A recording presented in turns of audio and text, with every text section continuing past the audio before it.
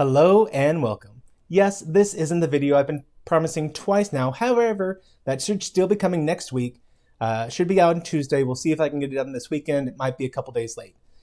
What I wanted to talk about is I happened to come across an interesting article over on Yahoo News today. And let's get pulled up here. It is this right here. This young Islamic woman went to the San Diego Comic-Con cosplaying as Geordie LaForge. Now, in a normal society, what would have happened is someone would have gone, okay, let's see. Yeah, it doesn't look very Geordie-ish. You got the visor. Good job on that. You got the coloring down. You got the 3 pips, or 2.5 rather. So all that's good. But obviously, that's not how Geordie LaForge's uniform looked. Beyond the coloring scheme, the way it's designed, the black stripes, all of it, and the hijab on top, yeah, none of that is how it actually would have gone out. But hey, that's a good job. You have a lot of constraints as a woman in Islam. A lot of things you're just not allowed to do. A lot of things that you have to do, and you have done a great job of working within the constraints of your faith to celebrate Star Trek. It's something you like. And she would have said, yeah, and life would have moved on. However, nothing is normal, especially out in San Diego. So instead, what we got is people did come up and say that, and she has taken extreme offense at it. She has been calling people words that I can't use on YouTube if I don't want to be impacted by their algorithm system. And she's also made a big stink just trying to get as many people to come to her defense as possible, playing up the victim card, saying that, yeah, she had 3 people come up to her saying, well, Geordie LaForge was a man and you're a woman. And apparently everyone else was focusing on the Hajib. Now, saying that 3 people cared that she was a woman, it makes you wonder, one, how many people is everyone else? Was it 5? Was it 50? Was it 500 or 5,000? I mean, everyone else is a really nebulous term. Also, the way she's worded that tweet, she's trying to trick you into thinking that the focus has been inherently negative. For all we know, people are coming up and, as LeVar Burton himself did, praising her for working within the constraints for faith and doing a great job. But her whole life apparently has been modeled over, I'm going to be the biggest victim possible. And I know that's a big claim to make, but if you check her out, her name is Blair Amanani.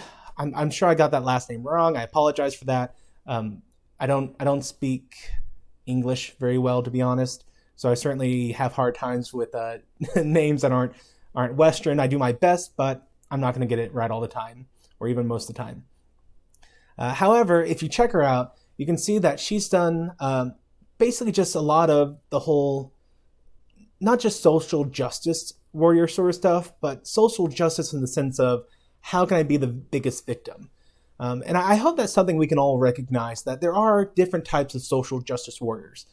On one hand, there are the people who genuinely care about a specific social issue, whatever that issue may be.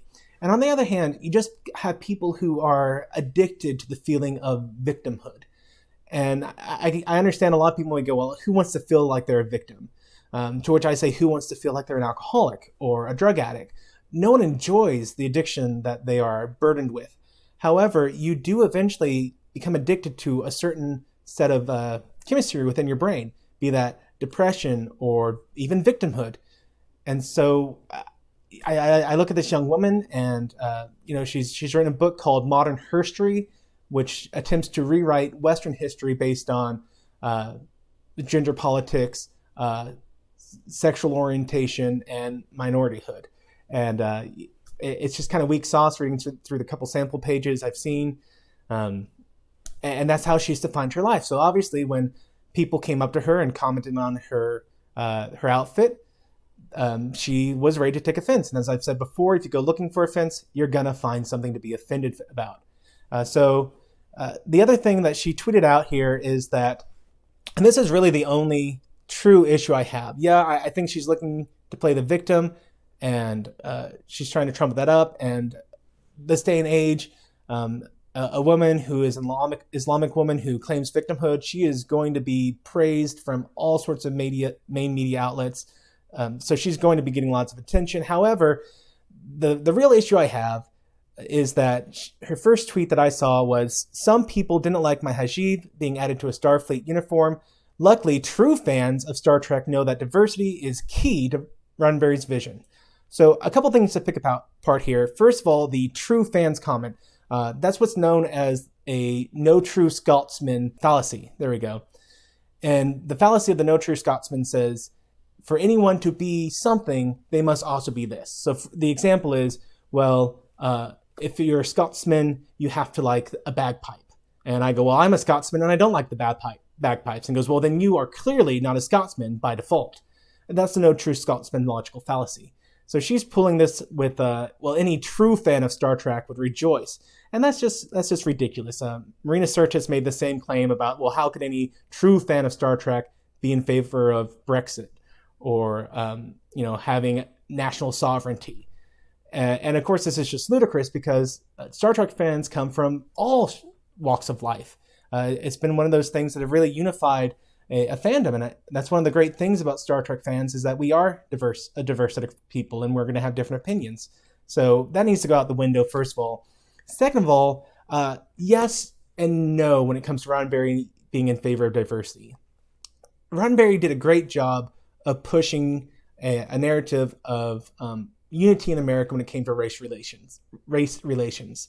One of his famous episodes had Kirk and Uhura kissing. Now, I didn't get to cover this in my episode where I did how the culture of the 1960s and 70s impacted the Star Trek original series, which I will put a card up that direction if you want to watch that one.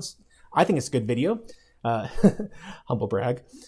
But one of the things I didn't get to mention is that Roddenberry did push for a scene to happen in which, or maybe not Roddenberry, but one of the scenes in Star Trek was that Kirk and Uhura would kiss, and it was the first interracial kiss to be broadcasted on American TV airways.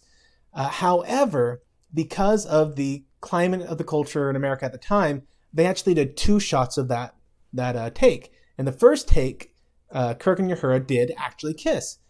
In the second take, and this is the take they were forced to use on the airwaves, it was a stage kiss. If you watch that episode again, Kirk and Uhura go into kiss, and then the camera angle tilts around them.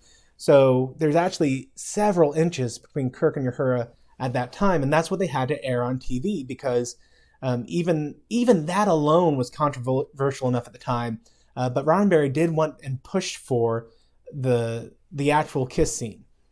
However, that said, Roddenberry was extremely anti-religion. He was a humanist through and through. He believed that religion had absolutely no place in Star Trek. But the culture of the 1960s was very much a Christian predominant culture, and he was forced to include a ship's chaplain aboard the USS Enterprise. He didn't like it, but it was there. Fast forward to the 80s when The Next Generation happens, and the climate in America had changed to one hostility against religion.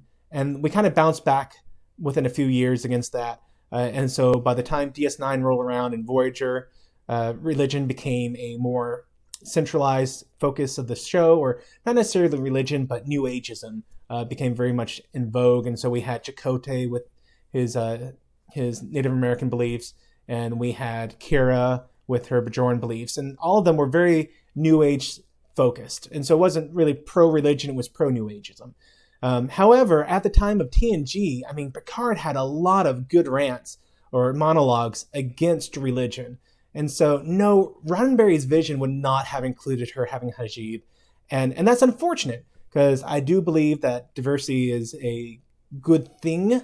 I don't think forced diversity is a good thing. However, I think that people are diverse. And as a Christian, I think that it is something that's important to reach people where they're at. So yeah, I disagree with this young woman on spirituality. I disagree with her faith. However, I don't think that the way I could reach her is to attack her for her faith. I think that by simply preaching the truth of the gospel, that is going to be the way I reach people. And that's the way Peter did it, and that's the way Jesus did it in the Bible. And I'm going to follow after their examples. That's just the way it is. But again, the unfortunate truth is no, Roddenberry did not like religion. And, not just that, it just wouldn't have gone. I'm sorry. And, I'd like to think that she is a fan. I'd like to think that this isn't just one big publicity stunt to get information about her book out there. I'll give her the benefit of the doubt on that. However, I'm sorry, Miss Blair, you're 100% incorrect. Roddenberry was extremely anti-religion. The Hajib never would have been on his Star Trek. So that's an interesting thing.